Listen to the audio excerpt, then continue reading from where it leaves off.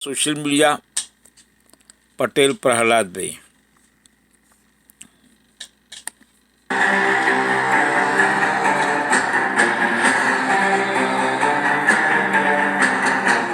लोकतंत्र में सबसे बड़ा सवाल, जो वोट हमने डाला क्या वो गिना गया?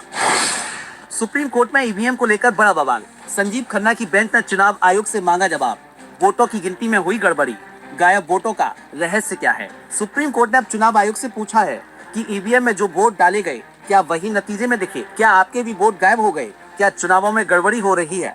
आज हम इसी रहस्य से पर्दा उठाएंगे। भाग एक, सुप्रीम कोर्ट में क्यों मचा बवाल? कुछ दिन पहले सुप्रीम कोर्ट में एक याचिका दायर हुई जिसमें यह दावा किया गया कि कई चुनावों में मतदान के कुल आंकड़े और नतीजों में मतों की संख्या मेल नहीं खा रही है। इस याचिका की सुनवाई जस्टिस संजीव खन्ना की अध्यक्षता वाली बेंच कर रही है। इस मामले में सबसे बड़ा सवाल यह उठा कि जब हर वोटर ईवीएम में अपना वोट डालता है तो कुछ वोट गिनती में गायब कैसे हो जाते हैं। कोर्ट ने चुनाव आयोग से पूछे बड़े सवाल, गायब वोटों का जवाब दो। जितने वोट डाले गए क्या उतने ही गिने गए? ईवीएम की पारदर्शिता का सबूत दो। क्या ईवीएम की जांच के लिए स्वतंत्र ऑडिट होता है? वीवीपैट और ईवीएम मिलान क्यों नहीं? सुप्रीम कोर्ट ने साफ कहा कि जनता को भरोसा चाहिए कि जिस बटन को दबाया गया वही वोट काउंट हुआ है। भाग दो, चुनाव आयोग की सफाई और विपक्ष के आरोप। चुनाव आयोग ने कोर्ट में कहा ईवीएम पूरी तरह से सुरक्षित है और इसमें किसी तरह की गड़बड़ी नहीं हो सकती, लेकिन विपक्ष के नेता इस बात से सहमत नहीं है। विपक्ष ने उठाई गंभीर सवाल, कांग्रेस अगर ईवीएम में कोई गड़बड़ी नहीं है तो बार बार एक ही पार्टी क्यों जीत रही है? टीएमसी, कई बूथों पर वोटिंग का प्रतिशत और रिजल्ट का डेटा मेल नहीं खाता। आप, जब वीवीपैट से सिर्फ 5% मिलान होता है तो बाकी 95% पर भरोसा कैसे करें? भाग 3, गायब वोटों का रहस्य क्या है? भारत में कई चुनावों में ऐसा हुआ है जब वोटिंग के कुल आंकड़ों और रिजल्ट में मतों की संख्या अलग अलग रही है। 2019 लोकसभा चुनाव, कई जगह रिपोर्ट आई कि डाले गए वोट और रिजल्ट में मतों की संख्या अलग है। 2022 उत्तर प्रदेश विधानसभा चुनाव, कुछ बूथों पर वीवीपैट पर्ची और रिजल्ट मेल नहीं खाए। 2023 कर्नाटक चुनाव, 10 से ज्यादा बूथों पर वोटिंग के बाद वैलिड डेटा बदलने के आरोप लगे। भाग 4, ईवीएम पर सुप्रीम कोर्ट का सख्त रोक। सुप्रीम कोर्ट ने कहा कि चुनाव आयोग को यह साबित करना होगा कि ईवीएम में छेड़छाड़ संभव नहीं है। अब चुनाव आयोग को कोर्ट में जवाब देना होगा। क्या ईवीएम और वीवीपैट में गड़बड़ी है? क्या ईवीएम का डेटा सुरक्षित रहता है? क्या हर वोट सही तरीके से रिकॉर्ड होता है? सुप्रीम कोर्ट ने कहा कि यह जनता के अधिकार का मामला है। अगर वोट सही नहीं गिने जाते तो लोकतंत्र पर खतरा है। भाग 5, आगे क्या होगा? अगर सुप्रीम कोर्ट चुनाव आयोग की सफाई से संतुष्ट नहीं हुआ तो क्या भारत में ईवीएम को बंद करके बैलेट पेपर वापस लाया जाएगा? आपको क्या लगता है, ईवीएम सुरक्षित है या नहीं? कमेंट में अपनी राय जरूर दें। No, that's not been asked. What has been said, 151 is not really that way. What has been said is, once you give a power, even on depot, there will be some ancillary and residual powers which flow with every order. And that's the objective of any procedural section. No procedural enactment can visualize and deal with all sorts of situations. That's why, except in Evidence Act, we always say everything is permitted until unless it's expressly barred or impliedly barred. You don't have to look at the provisions of the CPC or the CRPC to find out whether a particular procedure is permitted or particular way. Come to the 7 judges on that. Not our act flips it on the head. Our act, and particularly the way it has been understood, also their lordships were there in the 7 judges, that our act says, and the 7 judges do say, that arbitration act is a complete code. No, that fine. Portion has not been written. Irrespective of the fact that CRPC, CPC is a complete code, these are the principles which are applicable to procedural laws. I will go. We are dealing with both 2 aspects, procedural law as well as substantive law in arbitration. My lord, may I just put it in this way? One argument could be you read into section 36, the word phrase set aside, you would read into the word very. This is one separate argument. And it also says this. It also says this CPC and Evidence Act are not applicable to arbitration. My lord, in fact, very interestingly, under the old act, the other side relied on ITI.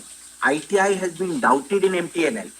And the reason for that doubt is that we have understood that because there was a appellate remedy provided. And, my lord, there was a specific provision under the old act. Your lordship will note this. There was a specific provision in the old act incorporating the CPC. Specifically, that which is not there. There were, I think, 41. 40, section 40, 41, specifically bringing in CPC. So, my lord, we have to get out of that, should I say, my lord, CPC mindset for a moment. So, my lord, the question which is put is that why should annulment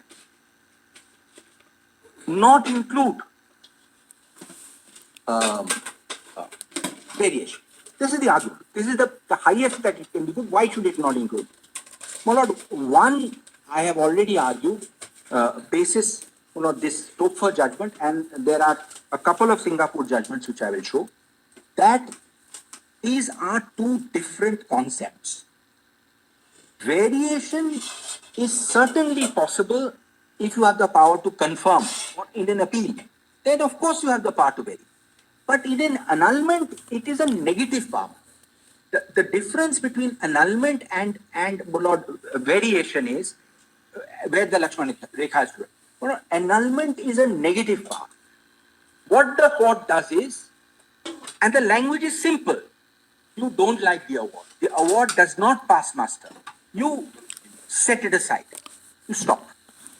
Why? Because the next step is always with the initial forum which you contracted to. The moment you cross the Lakshman Rekha, then you are wearing a different hat. You are wearing the hat of virtually appeal. Because then your substitute, that is the sentence which I read in Redfern and Hunter, you are substituting, you, my lords, will be substituting your own vision of the merits into the award. So, there is a fundamental distinction between annulment and my lord, it is extremely difficult for somebody who wants to do justice to hold back. And sometimes, my lord, it is necessary to hold back in order to do overall justice. And I will make it good. Now, my lord, one argument which was put is squarely by the other side. I have had the benefit, my lord, now your lordship have transcript. So I went and read the transcript as to exactly what was argued. My lord, what is argued is, why look at the Singapore law? They have a prohibition. We don't have a prohibition. The law there is different. The law here is different. That was argued by Mr. Kambata and also Mr. Rai. And, my lord, the section that was pointed out was section 47 of the Domestic Act. So, my lord, here is the problem. Our act, as my lords correctly put to me, considers both international commercial arbitration and what I would call purely domestic arbitration in part 1. My lords have 2(1)(f), both are there. 34 makes a slight distinction that 34(2)(a), which has been introduced, is limited only to domestic awards. We do not have two legislations. Singapore has two legislations. One of the first legislation that it has is the International Arbitration Act of 1994, which is the model law, which is the, by and large, the sections that we have in part 1. So, my lord, if we are to compare like to like, we will be comparing IAA 1994 with our part 1. The sections which are being relied on to say that there is a prohibition, 47 on the court. Again, this problem comes court, tribunal. The prohibition sections on the court are not in IA 1994. It is in the Arbitration Act. It's all there in the note. In 2001, 47, 48, and 49 of the Domestic Act says you cannot vary except in such situations. So, my lord, it is not a prohibition in that sense. It is a almost, if you read all three, it's almost enabling. But that only applies to purely domestic arbitration where the legislature there has deviated from the model law.